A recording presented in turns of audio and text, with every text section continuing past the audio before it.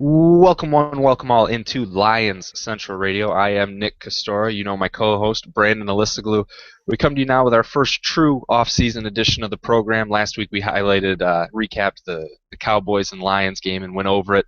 No recap for you this week, obviously, folks. We're getting into the nitty-gritty of the off-season stuff as we did last year. For those of you that have been with the program for a while, you might remember the structure of our off-season shows. We try to highlight a singular thing that's going to be going on. In this case, we're going to talk about free agency. Uh, Specifically the free agents that the Lions have coming off of their roster, and whether or not Detroit should bring them back or let them go out into the wilderness and find new colors. To start, and obviously we'll talk about Ndamukong Suh and what's going on with his contract, especially maybe if Detroit should restructure some deals of guys on the roster. But to start the program, let's talk about a couple guys that are expected back next season, Brandon. But maybe it'd be smarter for Detroit to make the cap space moves, cut them, and bring in some extra money on the salary cap. Yeah, I mean, the guys that are signed up to be here next year, and whether they will or not, well, that'll be interesting.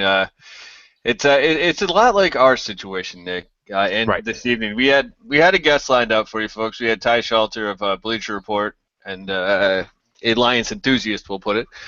Fortunately, an emergency is going to keep him from joining us this week. Hopefully, we'll see him in a few weeks. I think until then, you guys should make a social stand against him and, I don't know, unclick follow on his Instagram or something. That'll really get the message home. It's the only thing that makes sense. Yeah, it's eye for an eye type of deal. But now, the Lions currently sit, and it really depends. They haven't actually set the cap number. I've seen the low projections like 138.6. I mean, what's the high you've seen? I think I've seen a high of almost 143, but that seems a little ridiculous. The number I keep seeing is between 140 and 141. I was kind of working off of that estimate.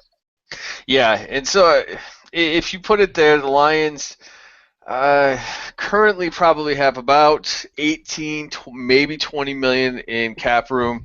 Part of this is because I'm sure a lot of you know by now, Suh has a $9.7 million cap hit this year, regardless if he's brought back or not. He does have a 3.5 base salary that is sure to come off when he voids his contract. I think 5 days after the Super Bowl or something. I'm sure that paperwork is already in the mail.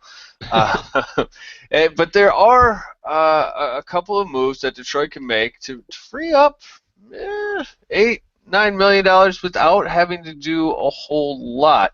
The first up is Stephen Tulloch. I know that a lot of people see him as the emotional leader of this team, and I know a lot of people probably think, well, he didn't play all year, and the defense did pretty darn fantastic anyways. His cap hit this year is $5.8 million. If they hit the dead money is only 2.6, that means they could save $3.2 million on this year's salary cap. Is that something you're interested in, Nick? You know, I thought the linebacking core would take a much bigger hit with him out of it than it ended up doing. I thought Whitehead stepped in and did pretty well. $3.2 million is a lot to save, especially off of $5.8 million cap hit. Stephen Tulloch's 30 years old. I think all signs would say that it makes a lot of sense to part ways, and yet I don't think it's the right thing for Detroit to do. I would like to see them bring Stephen Tulloch back into the fold. I think in this defense, and assuming it's still Teryl Austin's defense, I guess we should at least mention that he's up for a couple of head coaching jobs, and I think he has a couple more Don't interviews. Talk about it; it won't happen. Yeah. Maybe if we don't mention it, it's not real. He's still up for a couple of them. He's got interviews this week.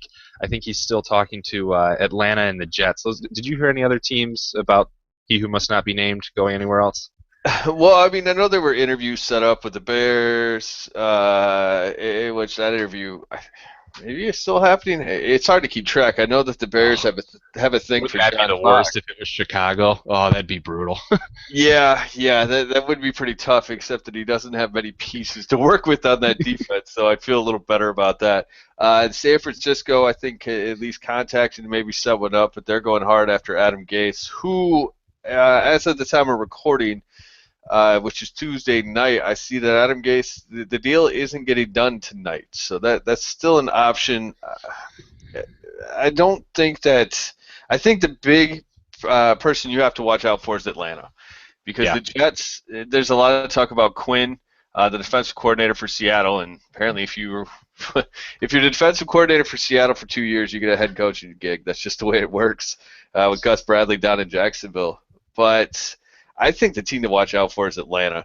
Yeah, Atlanta seems really tied into either him or Todd Bowles from Arizona. It's going to be one of those two, is at least how it looks publicly. And Todd Bowles, as of tonight, is in New York meeting with the Jets. He's going to stay in New York, and then he's supposed to fly back to Atlanta tomorrow for the second interview. Austin's going to have a second interview. There's at least a pretty decent chance that the Jets are not going to let Bowles leave New York.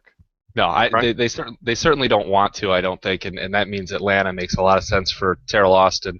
For the sake of our discussion and trying to bring this back to Stephen Tulloch somehow, assuming this is still the same defense next year and it's still Teryl Austin's scheme, I think the more linebackers, the better. And Stephen Tulloch's a really good one when healthy, and assuming his health is another tough thing to do. I'd like to see him back, Brandon. I realize that is a lot of money that you can save by parting ways, but I think the good outweighs the bad with Stephen Tulloch. Well, here's the problem, and I'm going. You know how much I love Pro Football Focus, grading system, and rankings, and all that stuff.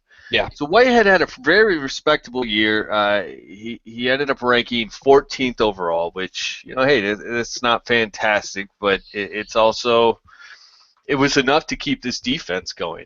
They have enough horses at the other places that they didn't particularly need Tulloch to continue with the number one ranking overall against the rush and all that good stuff. But if you look back at last year, Tulloch was the second best middle linebacker in the game, or inside linebacker. So that includes the 3-4 guys like Navarro Bowman and Patrick Willis, who he was sandwiched in between. So are you getting that Tulloch? That's the thing I wonder about. And only Detroit probably knows better than us. Tulloch really started to tail off towards the end of last year and even parts of this year with his coverage. He can't run with the guys anymore. He's getting a little older. The knee injury should take a toll.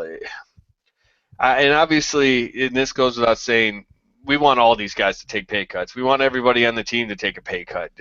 I don't think we can debate that. That's just not a reasonable thing for us to assume. I know if my boss comes up to me and asks me to take a pay cut, I'm going to say no. So that could happen. It's a possibility, but it's not something we're going to discuss. I think if you keep Tulloch, you are definitely shutting the door on Nick Fairley, and that's just not something I'm willing to do yet.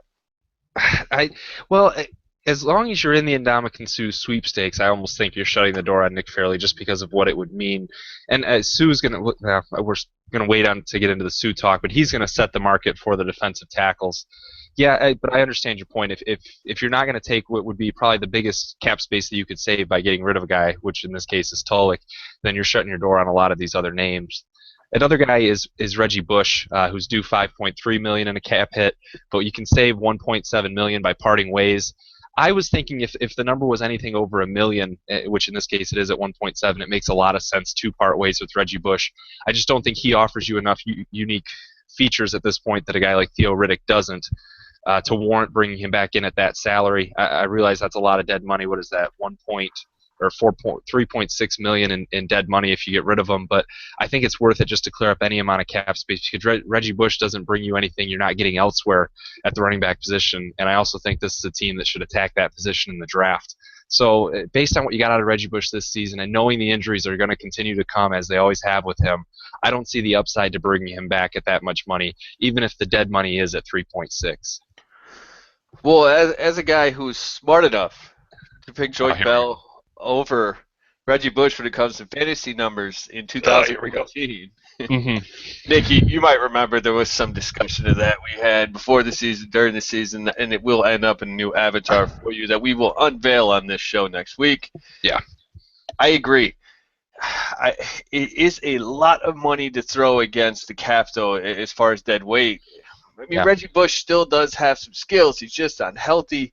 I don't think he's going to get any healthier. I mean, he's going to be, 31 next year? Or is it 30? I can't even remember which. I think it'll be 30 for next season. He barely played this year. This has been something that has plagued him throughout his career. I agree. I did a big board for Bleacher Report yesterday, and Tevin Coleman, who may or may not be there by the time Detroit drafts in the second round, but is somebody I would really like to see Detroit try to target in that second round, and he would bring that home run hitter with more consistency and durability, and well, quite frankly, a lot cheaper. So I would go towards the draft, like you said. Even a David Cobb later in the draft could probably help out a little more than Bush. I think we're both in the same boat here. Save the 1.7 million. Jason Jones, though, this is a fair chunk of change that Detroit could save. $3.15 million off the cap this year when he's carrying a $3.98 million cap hit. Is there any way you keep Jones? I don't think so, but I also wonder what the market is at his position and what the other contracts are going to be like. Are you going to be looking for someone with comparable skills and hoping to find a slightly better deal than what Jason Jones is going to be getting out there? Just for reference, his numbers this season, they don't look that great. 22 total tackles, 5 sacks. The numbers look great for someone to get rid of, just because there's very little dead money there. It's a $3.98 million contract. You're going to be able to save 3.15 of it by getting rid of them. I just wonder what the comparables are on the market, and I haven't dug deep enough into the position to know, but I would worry that you're saving money, but are you going to go spend almost that amount or maybe more on a comparable player at the position? Well, and this is where, and I know we're going to get into this here in a little bit, but George Johnson is going to be a free agent. Yeah, I'm thinking a comparable price for him. Yeah, I think he gets Willie Young type money. 3 years, $9 million. I think that's a pretty fair offer. They both only had 1 year where they played very well. Maybe even Willie Young money might be a little too high for George Johnson. If you could cut Jason Jones to keep George Johnson, do you do it? Yeah, absolutely. And I think there's your answer. To me, that's – and a lot of this has to do with what Sue's cap is going to be this year. I was doing some math that I delayed the show for a little bit, much to Nick's pleasure, I'm sure. But, always. But you might be able to get Sue's cap hit down to something ridiculous like $5 million this year. That's obviously on top of the 9.7 he's already counting against the cap. So there is a possibility of trying to sneak in a few of these guys, even without getting rid of, say, Jason Jones or Stephen Tulloch. But I don't think Jones is giving them enough, regardless, to warrant keeping him around for that kind of money. I mean, he's the guy where you have all the leverage on, and if you want to say take a pay cut or take a walk, I think he's the guy that you can really target with that. I say go ahead and let him go. Yeah, you're in a real power position with him. Another guy that I'm going to say go ahead and just let him go, Ryan Broyles, $1.17 million he's owed. You're going to get, $890,000 back, and it's not because of a lack of talent. It's just you don't know what the Lions ever wanted to do with him, at least with this coach and this offensive coordinator. They just showed a complete lack of interest in him this season or utilizing him in any way. So I wouldn't expect him to suddenly be a bigger part of the offense next season if he is back in the fold. So why waste any dollar amount on him? It's not that much money. It's going to be dead against the cap if you do get rid of him. And really, he's just wasting space on the depth chart with how they clearly don't want to use him. So I don't see a point in bringing back a Ryan Broyles. No, I completely agree. He doesn't want to be here either. So you might be able to get some kind of mutual deal worked out with him anyways, because if you remember those tweets he had midseason, the God has a plan or whatever the heck it had to do with. But I don't see the point in keeping him around. He doesn't want to be here. That roster spot's going to get taken up by T.J. Jones next year, who is probably a very similar player. Obviously, we haven't seen him in live action in the NFL yet, but based on their college and the way that they're both kind of sure-handed, smaller guys, I think you got to move on with the new blood and save that almost $900,000. I wanted so much more out of Ryan Broyles. I mean, he didn't really get much chance this year, and he's battled injuries or whatever. I had really high hopes when they made that pick, and obviously nothing came of it. It's just that one's really disappointing, that name, to see it. I mean, it makes total sense to let him go, and I think they should. When they drafted him, I didn't think we'd be having this discussion this quickly about Ryan Broyles. Well, I mean, he's a second-round draft pick? Yeah. So, yeah, you were kind of hoping for things like, gosh, Detroit's Mayhew's early second-round pick track record, pretty bad. If Kyle Van Noy doesn't suddenly start looking like he knows what's going on the field. I mean, geez, what are the second round picks that he's done anything with? I agree. I don't You know got that I Slay. blame him so much though. He did get Darius Slay, good point, but that's about the only one. You're talking Yeah, second rounders. You got to have a higher batting average there. We're not absolutely. talking fourth. Um, I don't know. I mean, you draft a guy who is coming off a one ACL, and then this stuff keeps happening. I guess it was a ballsy choice when it happened, just because of those flags. I mean, it is what it is, I suppose. But I don't know that I wouldn't have taken him that high. I wasn't that excited when they took him in the second round. A couple of names we know will be back in Honolulu blue and silver next season. Megatron and Matthew Stafford. Now we've seen this team kick the bucket on these guys' contracts a couple times and kind of push money until later and push money until later. It's something that's going to come up again this offseason. Does it make sense to do it once more with either guy? Brandon, I'll let you get into the specifics of these and redistributing the money, and if it makes sense for either Calvin or Stafford to do so. Okay, so this is how it works. Each guy, well, every player, obviously, they have a base salary. A lot of them have signing bonuses. So when you get your signing bonus, what they can do with that money is you get it all right when you sign, but they can take that money as far as the cap hit and spread it out over 5 years or up to 5 years. They don't, if your contract's only 3 years, obviously that's not an option. But what you can do even later in contracts is you can take that base salary, reduce it down to whatever number you want, so long as it isn't below the minimum for that number of years of service. So for both of these guys, I believe the number is 876,000. Don't quote me specifically. Actually, yeah, go ahead. I've got it right here. Let's see here. 870,000. Sorry to lie to everybody like that. So then you can take that money and distribute it over the rest of the contract up to 5 years. So Megatron has 5 years left, and he has, I believe, a $12.5 million base salary this year. So that means they can take up to 11.6 of that and distribute it over the next 5 years, meaning an extra $2.32 million per year cap hit for the next 5 years. But you save $11.6 million this year. So two questions, Nick. Do you make that big, bold move, especially if you're trying to bring back Sue and Fairley? Or is there a lower number to which you would agree to? Is there anywhere along that scale from $1 to 11.6 million where you'd be okay with it? Well, if the goal, like you just stated, is to bring back Ndamukong Suh and Nick Fairley, then you need to clear absolutely as much cap space as humanly possible. So in that case, I would say redistribute the 11.6 max that you can, and hope for the best as you attempt to re-sign them both. Now, eventually you're going to have to pay this money, and Megatron's cap hit is going to be ginormous in a couple of years, depending on how many more times they kick the bucket on this and redistribute money again. But for this offseason, and I think it's pretty obvious re-signing Ndamukong Suh, leaving Fairley out of it for a second, re-signing Ndamukong Suh is your top priority. You need to figure out how much you need to redistribute for both Megatron and Stafford, assuming they're willing, which I would assume they are. What exactly is the number from both of them that you can make work to give Suh top dollar on the open market? Now, you need to also see what other teams are willing to pay him. And I'm not talking about the crazy $26.7 million tag money. I hope they don't even approach that. But what is he worth on the open market? Is it 17? Is it $18 million a season? And comparatively, you need to figure out how much you need to redistribute for Megatron and Stafford to make that happen. I'm in favor of doing it, and I realize kicking the bucket isn't usually favorable, but you need to bring back the best defensive tackle in football and one of the best defensive players in football. So what needs to be done is whatever you can do.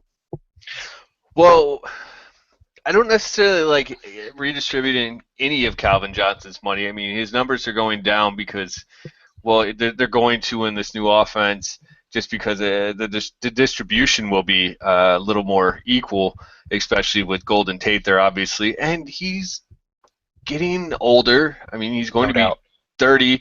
He's been banged up. He's taken a beating over the last 7 years. There's no way around that.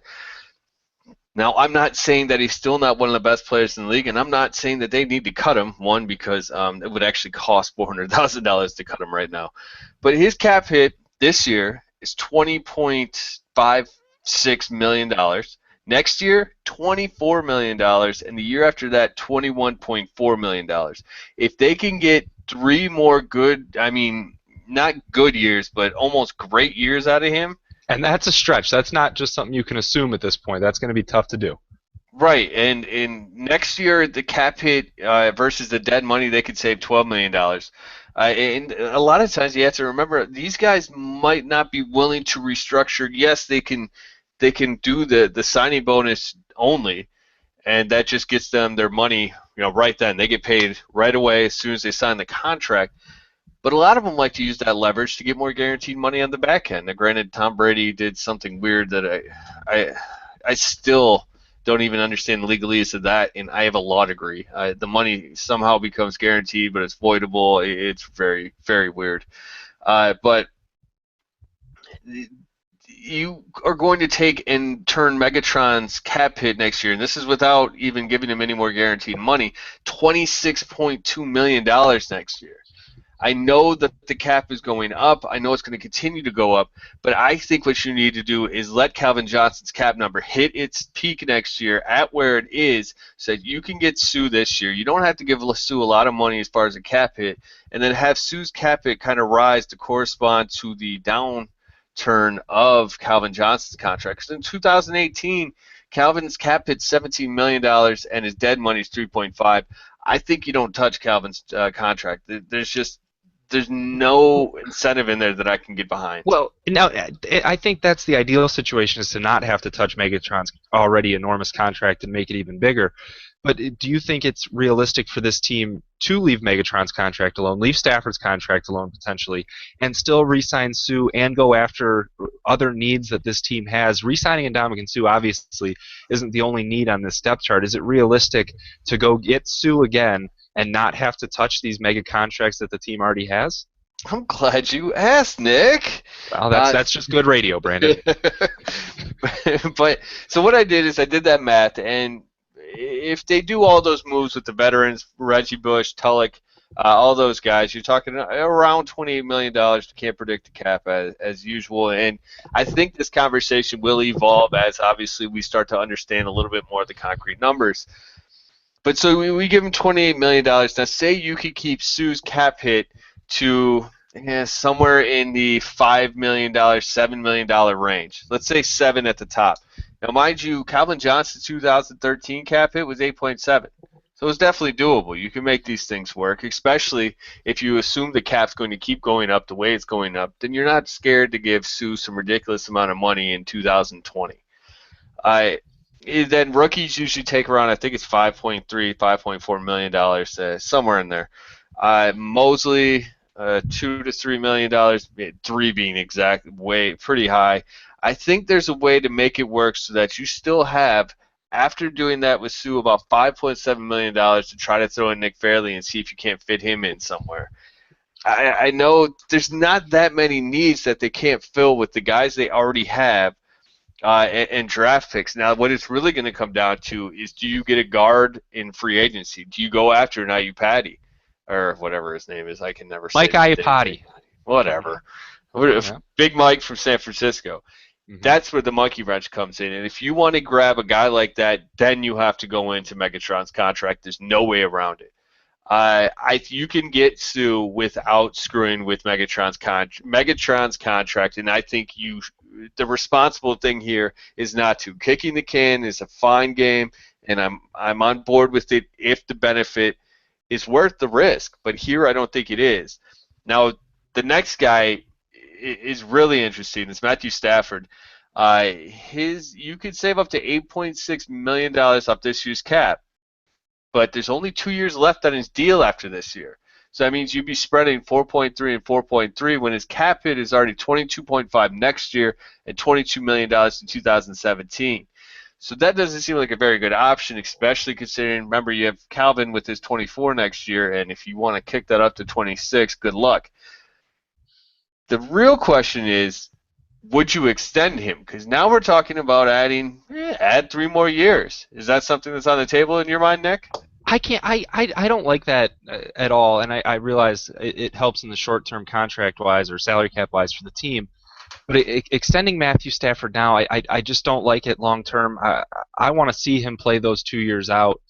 And it's such a tricky question, Brandon, because obviously Matthew Stafford is the best option for Detroit now. He's better than what you would be able to attain in the draft and have to start over. So you just went to the playoffs with Stafford, but you also I think at this point we know his ceiling, and I don't know if Stafford's the quarterback that's ever going to be able to take this team to the Super Bowl. And I realize that's a different discussion, I suppose, that brings you into. I think it's But the same discussion because if you think that he can take you to a Super Bowl, you're okay with an extension. right, yeah, and I think that's the question the front office has to be asking itself: is Matthew Stafford the quarterback that's going to lead us to a Super Bowl? If they think that he is, then go ahead and give him the extension now. If they don't, and I don't I want to say that he is, but I don't believe he is. I don't think he's going to get them to that Super Bowl. And if the front office is starting to feel the same way, then I don't see how you possibly give him an extension unless you're just accepting mediocrity at that point and not going to the Super Bowl, which they're obviously not doing. They want to win. So I'm not on board with an extension. I mean, you still have 2 years with them, and helping the salary cap in the short term by sticking your franchise with a quarterback that you don't think is going to win you a Super Bowl just doesn't make any sense. Well, I mean, first off, you're the only one saying that as far as him not winning a Super Bowl. Right. I'm still obviously an apologist in that mind.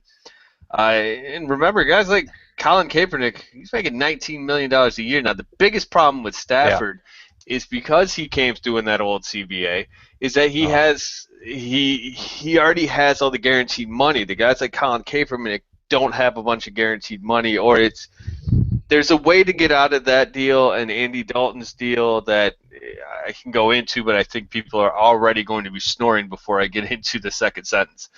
So suffice it to say, Matthew Stafford's making $17.666 million a year on average right now.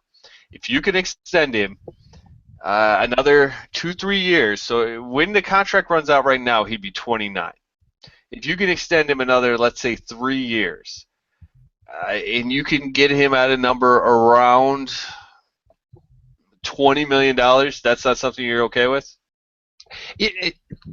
I want to say yes, it is, because I don't know what kind of alternative you're talking about otherwise. You know, quarterbacks don't hit the free agent market, and there's going to be a flurry this offseason for a guy like Jay Cutler, who I don't think is ever going to take a team to the promised land.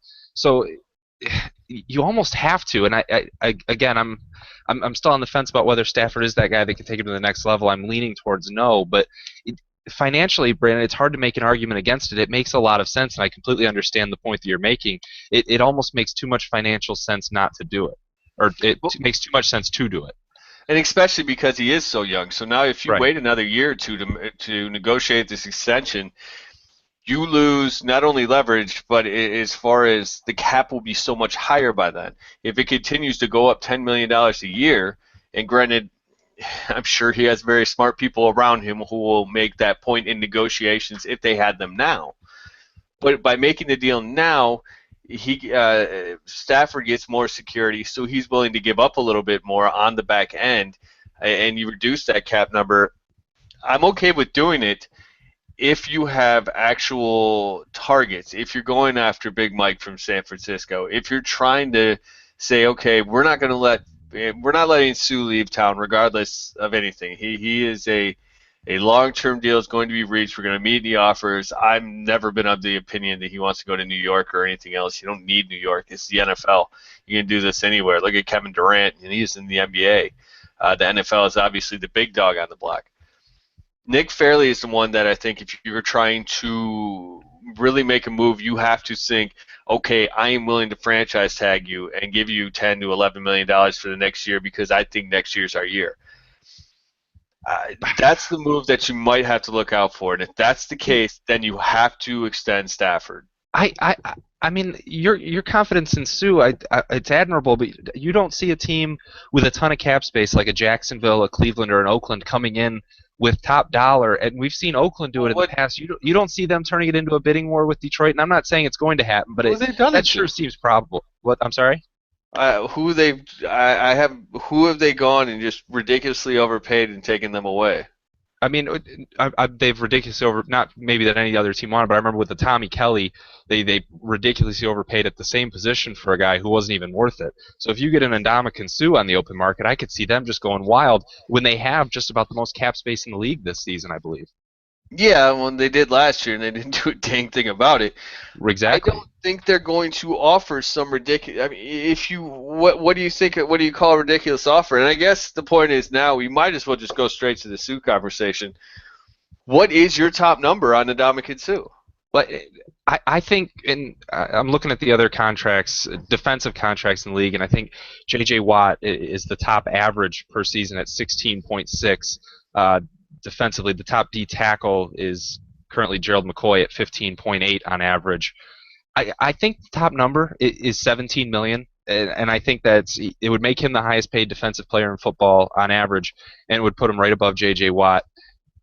17 million is reasonable. I could see a team like Oakland coming in at 18, 19, and then you have a legit bidding war, legit discussion about is he worth that much money. Now, I think Ndamukong Suh proved his worth tenfold this season, and really any doubters had to realize what he does for this defense. So I do think he is worth a $17 million contract and becoming the top defensive paid player in the league.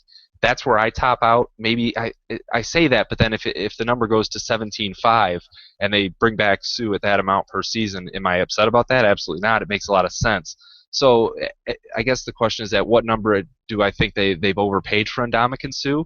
I think that's anything over 18 million. I say they've paid too much for Ndamukong Suh. Well, see, and you've already gone up to 18 million, which is something I think is I think that is the top end. That's what I'm saying. Even Oakland with almost $50 million in cap space, they still have to round out the rest of the roster.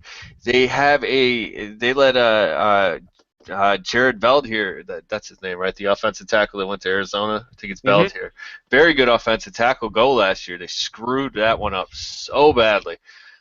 They know they have a quarterback. I don't know who's going to be running the ship, and that all jokes aside, but it's still floating for whatever reason. They know what they have to do as far as they have to protect him. They got to keep Derek Carr going, and I understand that they're going to want to pay for a defensive guy and that they do throw out some contracts. I don't think they're going to do anything crazy like offer 20. And I hope you're right. I can't say I'd be shocked if Oakland comes in with a $19 million per season offer or an 18 or an 18.5. I think that makes a lot of sense from what I've seen from Oakland in the past, and them having so much cap space this season. Yes, they have way more holes to fill than a team like the Lions does. Lions does, however you want to say that. I'll go with do. Sure, but then the Lions do. But I wouldn't be shocked by it, Brandon, and I'm not counting out a team like Jacksonville or Cleveland that has a lot of cap space either. Well, yeah, and that's fine. I mean, even the Jets do, which is, gosh, that defensive line was freaking insane. But there has to be an amount of money that you're willing to spend on somebody, and I don't think anybody's number reaches the level of Detroit's. I think Detroit is going to be just as high as anybody. I don't think anybody pushes that over 18. They're just not going to do it. It's not that feasible. So I don't think you have to worry about that happening. I really think that Suh's going to be back, and if you ask me to put a number on it, I'd say 80% sure.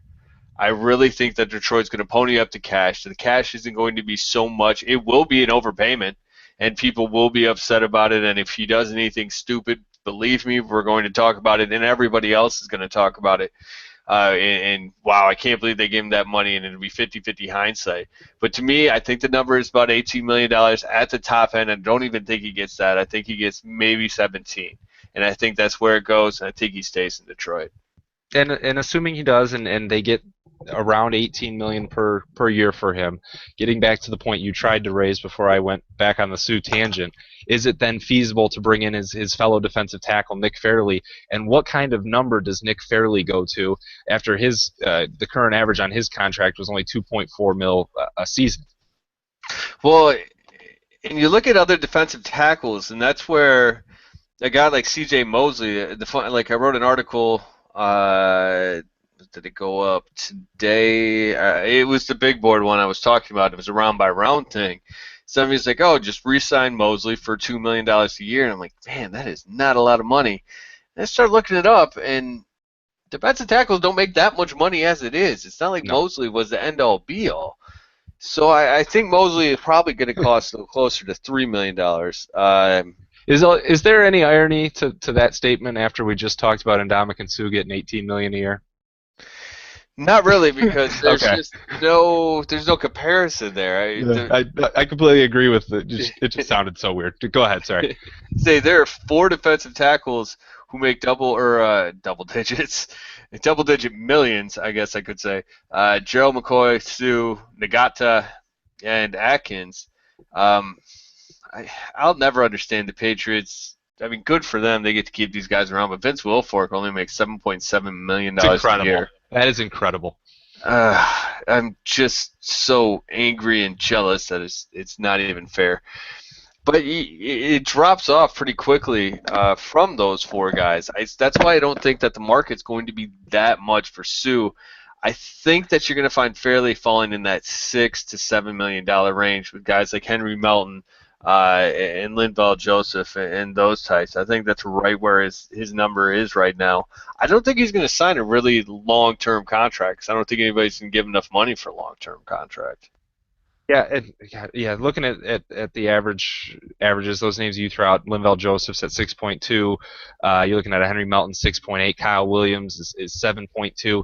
That is the range for Nick Fairley. Now, after you bring in an Ndamukong Suh at 17, 18, whatever that number is it feasible to bring Nick Fairley back without doing restructuring on Stafford or Johnson, as we mentioned at the top? I don't know. There's a lot of names we're going to run through here. We're going to go through some of them a lot quicker than others because they're not Ndamukong Suh and they're not as essential to this team. But let's run through some other names here, Brandon. We'll get away from the defensive line at least for a little bit. On the other side of the ball, there's an offensive guard that cost quite a bit of money this season. I think it was 3.5 was his average during the length of his contract. Rob Sims, whose play completely tapered off this season and really took a nosedive. Do you see any reason to bring him back? And not, I mean, with him especially, it wouldn't be I don't think he'd be anywhere near that same amount. He'd have to take a tremendous cut to be back, or cut to his money to be back. But is it worth it at any dollar amount to bring back a Rob Sims? No. Maybe the veteran minimum. I think that's around $1 million or so for somebody of his caliber, with the understanding that if you come back, big dog, you aren't the starter by right. You are going to have to beat out whoever we bring in, and you could be a training camp casualty with no guarantee. Whatever the least amount of guaranteed money is, you could throw at him. Yeah, I mean, he just, after being such a stable presence on that line for a number of years, this season you just really saw the decline, and there's no way the decline. That great last year. It was. I just thought it was such a huge decline this season. It wasn't great last year. I thought it was still decent, and this year there just was no redeeming qualities to Rob Sims. I can't see any number. Last year. Oh, go ahead. No, go ahead. Cut me off. I think even last year I was at least bringing it up and having a conversation about it, because he made 3.775 was his cap hit last year, and his dead money was only 1.2. I'm pretty sure, especially because I was worried that, well, they got to sign Sue because we all thought that was going to happen last year. Thus the great sound clip, Sue Watch. I was a big advocate of letting him go then. I mean, the guy's been falling apart now for a few years. He's 31. Cut bait if he wants to come back for $1 million or 1.1 million or whatever it is to provide some depth, so be it. But otherwise, I don't see any other team paying him much more than that either. No, and he's dead weight on any roster at this point. It's unfortunate to say, but that's just where he is. Another guy on the offensive line that I think is the complete opposite is Corey Hilliard. I'd really like to see him back in a uniform. His hit was 1.4. I think that's going to go up. He's going to get paid somewhere. He's just a versatile offensive lineman, and this season, the Lions' offensive line as a whole had its struggles. I still like Corey Hilliard. I still think he has a role on this team, especially because of his versatility and how he can play multiple spots. I think that hit goes up from 1.4, but I think this is an important piece along the offensive line. Well, that's the thing. I was surprised it was that much. I had him down around. I thought he'd signed about a $1.2 million deal this coming year. You got to remember, he's 30 years old, or he's about to be 30 years old. He's coming off a big or catastrophic injury. And if you paid him, let's say you paid him $1.65 million, that would Yeah. make him the 17th highest paid right tackle in the league. Is he that good? No, probably not. But because your options, I don't think are that great otherwise at the position, and I don't think it's that much of an increase from 1.4 up to about 1.6, 1.65, which is what I was estimating as well on the increase. I think it's worth it to bring him back into the fold, be it as a right tackle or just a swing man that you can utilize where you need him as injuries occur. Well, and I kind of think that the Lions have their tackles. They have Cornelius Lucas. They have Adrian Waddle, and we're going to get into that. There's so much to talk about this offseason regarding drafts and where we see this offensive line going. Because what if the starting offensive line is Lucas at the left tackle, Reef at left guard, Swanson center, right guard, Warford, right tackle, Waddle? You already have your starters in house and at a very premium price. Yeah. That could be a very good offensive line. I don't know that I really want to pay Hilliard. Yeah, well, in that situation, that means he's a clear backup, and you're going to, as you said, he'd be the 17th highest paid right tackle if that's the position you label him at. Is he worth it then? Is it worth it to pay him and have a battle with a guy like Cornelius Lucas for a position? Is Reef moving to left guard? Yeah, we do have a lot to get into position wise. Yeah, all right, I don't want to get us too bogged down in offensive line talk. Well, at least not in that regard. Another guy. It's dead sexy. No, people have to be all, oh yeah, what are they doing with Lucas? This is good stuff. So another free agent that they have on the offensive line is a name that's come up quite a bit in recent weeks, Dominic Raiola. Next. Be gone. I don't even want to tell you guys what he was paid this year, what he'd be worth next year. I don't want him anywhere near it. How much did he make last year? I don't know. 1.5, I think, was the number. Is that right? 1.5. Yeah, somewhere in there. Go away. Go away. Don't pay Dominic Raiola a dime. I don't know if my bias is showing through at all on this one, but I don't want him back. Boy, if he didn't do the stop and then he cried after the season, at least my heart would have said, okay, gosh, he's an old vet. Like, he's been through the wars for Detroit. Let me think about it at least a little bit. The fact that he did something so stupid as to stomp on that dude's leg the week before, and granted, we are talking about paying Ndamukong Suh $17 million, $18 million a year. Well, sorry, it's the NFL. You got to earn it. Yeah. It is what it is. Same reason Michael Irvin got away with all the stuff he did when he played. He was the playmaker. He wasn't a scrub. There's just not a way to bring Dominic Raiola back that'll make anybody happy. He's going to cost at least I think it's 1.1 or 1.2 million dollars because of the numbers of years of service he has. He's not going to be the starter. His play dropped so far off. I wouldn't be surprised if he had the biggest single season swing in Pro Football Focus's history. Incredible. Yeah. I mean, he went from, I think, the second best center to, well, I'll pull it up real quick, but there is just no situation short of 25 injuries where I can see him coming back. That's why you drafted Travis Swanson in I believe it was the third round a year ago, was to give him a year to be groomed and to take over this job this season when Raiola's contract was up. I think you put your faith into the younger player that you drafted for this specific purpose and put Raiola out to pasture. I was comfortable. He had a good year 2 years ago, but I was ready to see him go last season. I can't see any way they bring him back this year. Well, yeah, he went from second to 37th out of 40. Oh, there you go. So, yeah, good luck. Goodbye. I don't know. Go back to Nebraska. Yeah. What is it with these? How did nobody talk about that? Is that just a thing in Nebraska, the state? What, how they're both stompers? Yeah. What's up with that? Maybe it's Nebraska. Maybe it's the Honolulu blue jerseys here. Who knows what's causing these guys to go over to the dark side? As we continue, Jed Collins, another fun name, a big highlight reel name on the Lions roster. But hey, these are the guys. That one. I do. That's the point I'm getting to. Is I'm going to run through a couple names here. I think this, outside of Suh and Fairley, the point that we're highlighting names that aren't that intriguing and aren't that exciting really brings to mind your point from earlier is that there aren't a lot of must-bring-back guys that the Lions have up for free agency this year. I'm going to say a name like Jed Collins. I'm going to say an Abdul Kadir, a Dan Orlovsky, a Don Mulback, and I'm going to lump them together because these are really nothing names for this team. And I guess I'll give you those four names, and it's a mix of offense and defense. But between Collins, Abdul Kadir, Orlovsky, and Mulback, is there a name there where you say must be back in the fold next season? Yes, and he's super cheap, and he does his job well. It's Mulback. I mean, he doesn't screw stuff up. He's been there forever because if you have that skill of long snapping, you can play forever. So I think that, yeah, you pay him his whatever piddly amount he wants because it's $1 million. It's going to be the absolute minimum, and that's what I'm saying. You might still be able to sneak fairly under this cap. I really need to do more math and kind of see where things are going to be. We'll definitely come back to this conversation once we have more concrete salary cap numbers and where Detroit's going to go with some contracts. Jed Collins, again, I think he costs like $600,000 this year. If you want him back, fine. If not, fullbacks are a dime a dozen, and they don't even cost that much.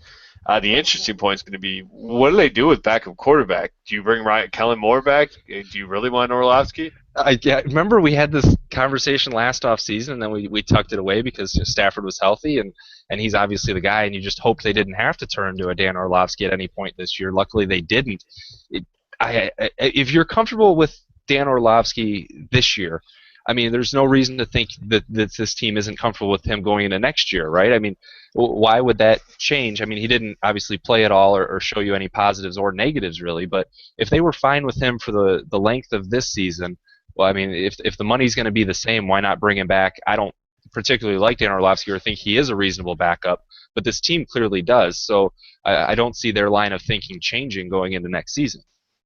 Well, and a lot of people have said, what about Shaun Hill? He's going to be a free agent. Things didn't go so well in St. Louis. Right. I mean, he's 35 now, and granted he's a quarterback, so it's not that big a deal. But he got murdered behind that offensive line, and it was a different system that he, excelled would be a very complimentary word for what he did in Detroit. But he did all right. Yeah, I'm okay with seeing what's out there. I know people have brought up Brian Hoyer as well. I don't see that happening. I think he's going to go somewhere he at least has an outside shot at starting. So there's not a lot on the market unless you're going to bring in Mark Sanchez, who, again, I think is going to maybe try to go the route of Brian Hoyer. Maybe he ends up in Cleveland. That'd be kind of funny.